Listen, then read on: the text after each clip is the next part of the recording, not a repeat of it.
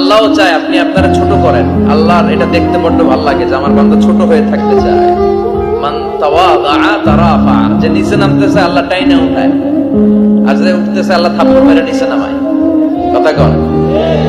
মুসা আলাইহিস সালাম, সহিহ বুখারীর বর্ণনা, বনি ইসরাইলের লোকদের মাঝে ওয়াজ করতেছিলেন, নসিহত করছিলেন। তো একজন দাঁড়িয়ে বলল, ইয়া নবী আল্লাহ মুসা, মান আ'লামুন নাস ফিল আরদ। হে মুসা নবী, জানতে বড় মনে চায় বর্তমান পৃথিবীর সবচেয়ে বড় জ্ঞানী কে? মুসা আলাইহিস সালাম কয় আমি। মুসা আলাইহিস সালাম কি বললেন? আনা। আসলে কথাটা ঠিক।